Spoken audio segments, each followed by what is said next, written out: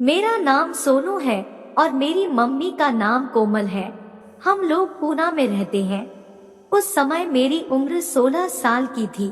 मेरे पिताजी एक फैक्ट्री में मजदूर थे, पर उनके खराब स्वास्थ्य के चलते घर में आमदनी नहीं हो पा रही थी। तब मेरे घर की आर्थिक स्थिति ठीक नहीं होने के कारण मेरी मम्मी को घर के बाहर काम करने के लिए जाना पड़ा था। इसलिए अब मेरी मम्मी काम के लिए उसी फैक्ट्री में जाने लगी थी जहां पापा काम करते थे। मम्मी पापा से ज्यादा पढ़ी लिखी थी, इसलिए उन्हें हिसाब किताब का काम मिल गया था। मेरी माँ की उम्र 36 साल की थी। मेरी मम्मी दिखने में काफी सुंदर और अच्छी दिखती है। यह बात जनवरी 2021 की है। तब तक मेरी मम्मी को काम करते हुए 4 महीने हो गए थे। वे जहाँ पर काम करती थी वह एक बहुत बड़ा बंगला था, जिसमें वे ऑफिस का सब काम भी करती थी और वहाँ पर सभी फाइलों को मेंटेन करके रखती थी। मम्मी को उधर से लाने का और वहाँ पर छोड़ने का काम मेरा ही होता था। उस बंगले के मालिक का नाम रघु था, जो एक बिजनेसमैन था। उसका कुछ काम देश से बाहर दुबई में भी है। हालांकि अब रघु यहीं पर रहकर सारा काम करने लगा था। एक दिन रघु को किसी मीटिंग में दिल्ली जाना पड़ा। उसने मेरी मम्मी को भी मीटिंग में साथ में चलने के लिए कहा।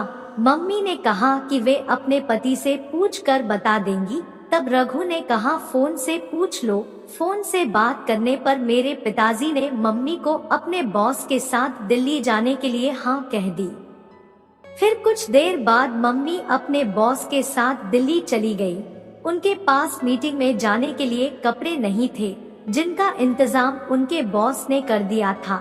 नए कपड़े मिलने की खुशी में मम्मी को भी कहीं न कहीं लालच भी था। अब मेरी मम्मी अपने बॉस के साथ दिल्ली मीटिंग में चली गई। वे दूसरे दिन सुबह वापस भी आ गई। उसके बाद तो मैंने कई बार देखा कि मम्मी जिन कपड़ों में ऑफिस जाती थी, लौटकर वे दूसरे कपड़ों में आती थी। 1-2 बार पापा ने उनसे कहा भी, ये सब क्या है? तुम जाती किसी और कपड़ों में हो और आती हो किसी और कपड़ों में हो। उस बात पर मम्मी पापा से कह देती थी, ऑफिस में आज बॉस ने एक हाई डेलीगेशन वाली मीटिंग बुलाई थी और सभी को अच्छे कपड़े पहनने के लिए दिए थे, ताकि मीटिंग में आने वाले मेहमानों पर अच्छा प्रभाव पड़ सके। पापा कुछ नहीं कहते थे। आजकल मेरी मम्मी भी काफी खुश नजर आने लगी थी।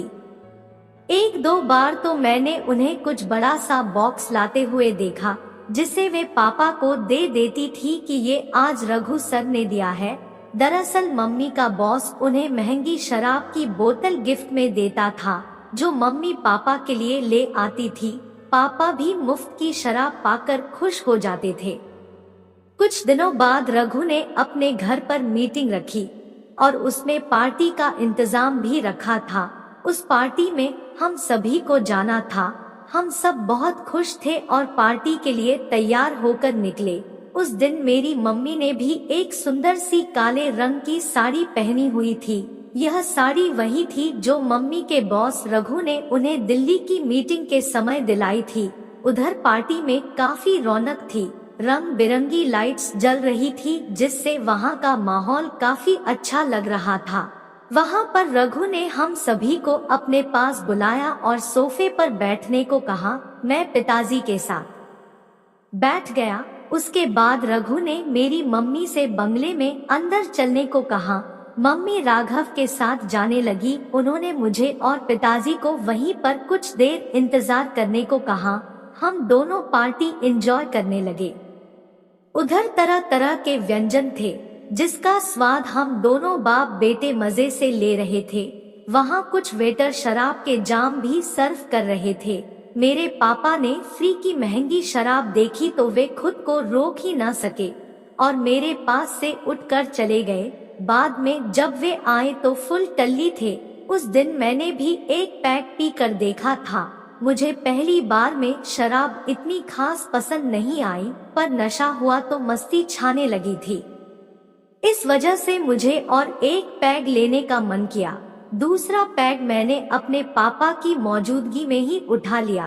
पापा ने कुछ नहीं कहा। बल्कि उन्होंने 2 पैग एक साथ ले लिए। अब हम दोनों बाप बेटे शराब की मस्ती में झूम रहे थे। शराब के अलावा उधर इतने अधिक स्वादिष्ट व्यंजन थे कि हमने कभी खाए ही नहीं थे। उसी वजह से हम दोनों ये भी भूल गए कि मम्मी को गए काफी देर हो गई है। उस वक्त रात के करीब 10 बज गए थे। तभी मम्मी बंगले से बाहर आई। मीटिंग में मौजूद सभी उन्हें देखकर खुश हो गए थे।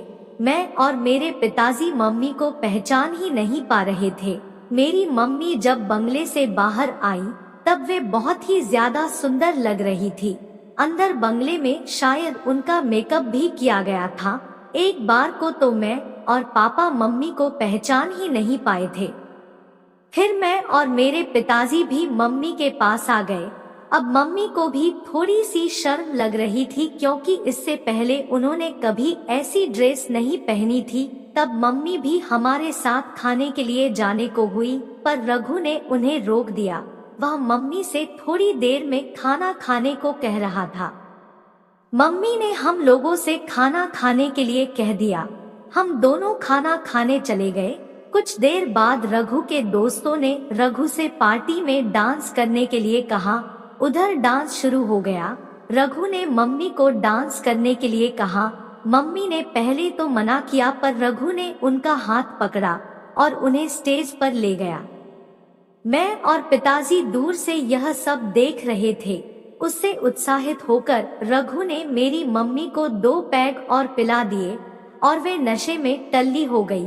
फिर नाच गाना व पार्टी का आयोजन खत्म हो गया और सभी लोग अपने अपने घर जाने लगे।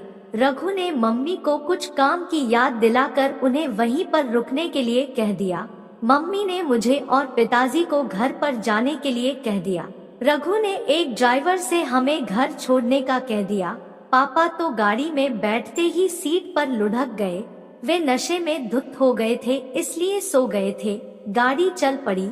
रास्ते में मुझे याद आया है कि मैं मम्मी का मोबाइल अपने साथ ले आया हूँ। मैंने ड्राइवर से वापस चलने का कहा और मम्मी का मोबाइल देने वापस चल दिया। जब मैं मम्मी के बॉस के घर आया तो सभी मेहमान जा चुके थे।